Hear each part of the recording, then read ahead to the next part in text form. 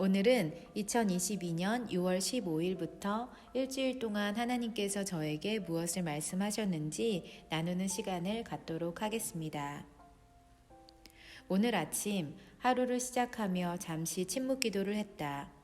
아주 짧게 기상 후 나의 모습을 반추하며 하나님께서 내게 말씀하고 싶으신 것이 무엇인지를 듣는 시간을 가지게 되었고, 하나님은 내게 모르고 지은 죄와 잊어버린 죄에 대해 말씀하셨다. 다이어리를 정리하다 보면 가끔씩 밀려서 할 때가 있다. 매일매일 생활을 정리하면 그날그날의 일이 기억이 나지만 하루 혹은 이틀만 지나도 전날 혹은 그 전날 무슨 일을 했었는지 정확히 기억나지 않는다. 그러다 보면 다이어리에 어김없이 공란이 생기게 되고 그 시간은 내게 기억조차 나지 않는 잊혀진 시간과 사건이 된다. 훗날 하나님 앞에 섰을 때 하나님께서 내게 과거에 지은 죄에 대해 물으신다면 그 중에 어떤 것은 하나님, 제가 그게 죄인지 몰랐어요 라고 말하며 모르고 지은 죄에 대한 용서를 구할 수 있는 여지가 있을 것이다. 하지만 그때 하나님께서 그건 네가 모르고 지은 죄가 아니라 잘못해 놓고서도 잊어버린 죄란다 라고 말씀하시면 그 앞에서 난 무서워 떨릴 것 같다. 매일매일 우리의 삶을 점검하고 되돌아보고 정돈하지 않으면 우리의 죄가 쌓일 수 있다.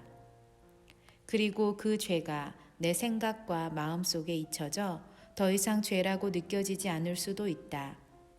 그렇기 때문에 매일매일 우리 자신을 성찰하는 기도가 필요하다. 사무엘상 24장 1에서 22절. 다윗은 마음이 여린 사람 같다. 사울의 옷자락을 살짝 벤 것으로 인해 마음이 찔렸다고 하니 말이다.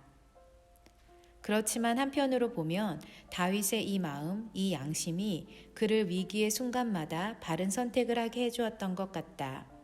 사울의 옷자락을 벤 후 사울을 향해 소리치는 다윗을 보면서 그 역시 사울을 눈앞에 두고서 어찌 죽이고 싶은 충동이 들지 않았겠는가 싶었다. 자신의 원수를 죽이고 싶고 죽일 수 있는 기회가 있지만 그 순간 그는 자신의 양심이 시키는 대로 했다. 그 양심은 곧 하나님께서 그의 마음에 넣어주신 계기판과 같았다. 양심의 잣대가 움직이는 방향으로 그는 선택했다. 물론 그가 억울함을 호소하는 것을 보면서 그의 인간적인 고뇌를 이해할 수 있다. 내 아버지여 보소서, 내 손에 있는 왕의 옷자락을 보소서. 내가 왕을 죽이지 아니하고 겉옷자락만 베었은즉 내 손에 악이나 죄가 없는 줄을 오늘 아실지니이다. 왕은 내 생명을 찾아 해하려 하시나 나는 왕에게 범죄한 일이 없나이다.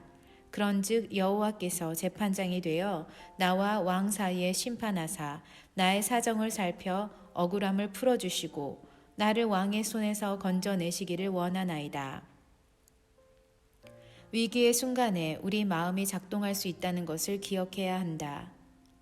마음에 찔리는 그 무엇이 있다면 그 순간 선택을 멈추고 하나님의 뜻을 구해야 한다. 마음, 즉 양심의 움직임을 민감하게 살피는 것도 영적 분별의 하나의 방법임을 기억해야 한다. 2022년 6월 16일 사무엘상 25장 1에서 22절. 하나님은 다윗을 통해서 우리가 경험할 수 있는 다양한 도전을 보여주시고 또 다윗의 선택과 삶의 과정을 통해 우리가 어떻게 살아야 하는지 방법을 보여주시는 것 같다. 오늘의 말씀도 그 중에 하나이다. 나발이 다윗을 모욕하며 자신의 양떼를 지켜준 다윗을 향해 도대체 다윗이 누구며 이새의 아들이 누구냐? 요즘에 각기 주인에게 억지로 떠나는 종이 많다더라 하며 비꼬고 조롱했다. 이런 말을 들었을 때 다윗이 화가 난 것은 당연하다. 당장 가서 혼쭐을 내주거나 죽이고 싶었을 것이고 실제로 그 마음으로 자신의 군사를 준비시켰다. 나발을 죽이려고. 하지만 이 사실을 들은 나발의 아내인 아비가일이 다윗을 찾아왔다. 아비가일과 나발은 달라도 너무 다른 사람 같다. 나발은 도무지 말이 통하지 않는 고집센 사람이었으니 아비가일이 얼마나 힘들고 답답했을까 생각이 들었다.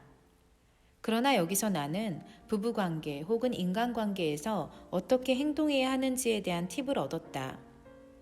말이 통하지 않는 상대방과 언쟁을 하며 불필요한 싸움을 하기보다는 자신이 할 수 있는 최선의 방법으로 문제를 해결해야 함을 깨닫는다. 만약 나였다면 남편과 실갱이를 벌이며 왜 그랬냐 따져 물었을 것 같은데 사실 이런 반응은 1차적 반응이지 아비가일 같은 신중한 반응은 아니었을 것이다. 결국 사람의 성향을 파악하고 이해하면 그 다음에 나의 행동도 결정되는 것 같다. 아비가일은 화나는 일에 즉각적으로 반응하는 나의 모습을 반성하게 하고 어떤 상황에서든 상대를 이해한 후 지혜롭게 행동해야겠다는 결심을 하게 한다. 2022년 6월 17일 사무엘상 25장 23절에서 44절 하나님은 아비가일을 사용하사 다윗으로 하여금 나발에게 원수를 갚아 피 흘리게 하려는 유혹을 넘어가게 하셨다. 사울을 죽일 수 있는 상황에서도 원수를 갚지 않았던 다윗이 자신을 모욕한 나발을 거의 죽일 뻔하였으나 하나님은 그가 실수하지 않도록 지켜주셨던 것 같다. 마치 시험 당할 즈음에 피할 길을 내사 나를 지켜주시는 하나님처럼 말이다. 그리고 다윗 역시 하나님께서 하신 일임을 알고 아비가일을 보내신 하나님을 찬양하지 않았는가? 여기서 나는 하나님께서는 그 사랑하시는 자가 실수하지 않도록 지키시고 보호하시는 분임을 깨닫는다. 물론 우리의 욕심과 의지가 하나님의 보호하심을 미처 보지 못하게 할 수도 있지만 그럼에도 불구하고 하나님은 우리가 실수하지 않도록 우리를 지켜주신다. 하나님께서 우리에게 말씀하시는 여러 가지 방법 중 사람을 통해 말씀하신다는 사실 또한 염두에 두자. 내게 보내주신 사람들, 내 옆에 붙여주신 사람들, 그들이 하나님이 보내신 천사인지 혹은 나를 넘어뜨리는 원수인지 분별하자. 사무엘상 26장 1에서 12절 말씀. 사울을 죽일 수 있는 절호의 찬스를 또다시 얻게 된 다윗. 하지만 그는 이번에도 사울을 죽이지 않고 그의 머리맡에 있는 창과 물병만 가지고 나왔다. 하나님께서 내게 말씀하고 싶으신 것은 무엇일까? 모든 것이 가하나 모든 것이 유익한 것이 아니요 모든 것이 가하나 모든 것이 덕을 세우는 것이 아니니. 이 말씀을 기억나게 하시는 하나님을 만났다. 어쩌면 사울을 죽이는 것이 다윗에게 허락된 것일 수도 있지만 다윗에게 있어서 그 일은 유익한 것도 덕을 세우는 일도 아니었던 것 같다. 그래서 비록 사울을 죽이지는 않았지만 그의 곁에 있던 창과 물병을 가져옴으로 인해 그가 할 수 있지만 하지 않은 일에 대해 더욱 가치가 분명해졌다. 우리에게 주어진 수많은 기회들이 있지만 그 기회들이 모두 내게 유익을 주거나 다른 사람에게 덕을 세우는 일이 아닐 수도 있다. 우리 눈에 먹음직도 하고 보암직도 하고 지혜롭게 할 만큼 탐스럽기도 한 것이라 할지라도 그것이 곧 하나님께서 내게 허락하신 최고가 아닐 수 있기에 신중하고 더 신중한 선택을 해야 한다.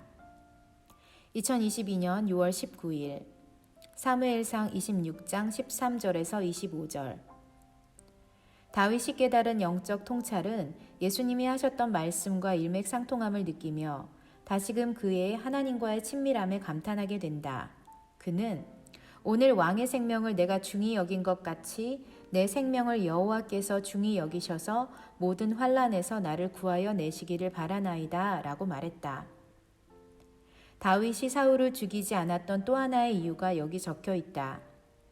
자신이 사울의 생명을 소중히 여겼듯이 자신 역시도 이와 같은 환난을 당할 때 자신의 생명이 소중히 여김받기를 바라는 마음. 그 마음이 여기에 담겨 있다. 이런 의미에서 보면 원수를 내 몸과 같이 사랑하라 하신 예수님의 말씀 역시 이해할 수 있다. 비록 내가 생각하는 지금의 내가 좋은 사람 같이 보인다 할지라도 우리는 언제든지 사울 같은 마음으로 누군가를 향해 무서운 눈빛을 보내고 나의 것을 지키기 위해 경계하고 어떻게든 내 것을 지키려는 공격적인 경계태세를 갖출 수 있기에 우리는 늘 이 다윗의 고백을 기억해야 할 것 같다. 그리고 내가 생각하고 말하고 행동하는 대로 남도 나에 대해 생각하고 말하고 행동함을 잊지 말자. 2022년 6월 20 사무엘상 27장 1에서 28장 2절 말씀. 사울을 피해 블레셋 사람들의 땅으로 피신한 다윗과 그 일행들. 1년 4개월 동안 블레셋 땅에 머물면서 그야말로 좌불안석이었을 것 같다. 더더군다나 블레셋은 하나님의 이름을 모욕한 골리앗의 나라가 아닌가. 어쩌면 우리의 인생은 수없이 많은 압박과 불안함의 연속이 아닌가 생각이 들었다. 코로나 때문에 불안하고 불확실한 미래, 이것을 두려워했고, 새로운 환경에서 새로운 사람들과 새로운 일을 시도할 때도 낯설음을 견뎌내야 한다. 다윗이 처한 현실이 그랬던 것 같고, 그럼에도 불구하고 이 시간은 다윗 인생의 한 부분이 되어 그의 인생을 만들었다. 하나님께서는 내게 생의 모든 과정 속에서 겪는 좌불안석의 경험, 불확실성과 불투명한 미래의 모든 두려움까지도 인생의 한 부분으로 만들어가고 계심을 말씀하시는 것 같다. 2022년 6월 21일 사무엘상 28장 3절에서 25절 말씀.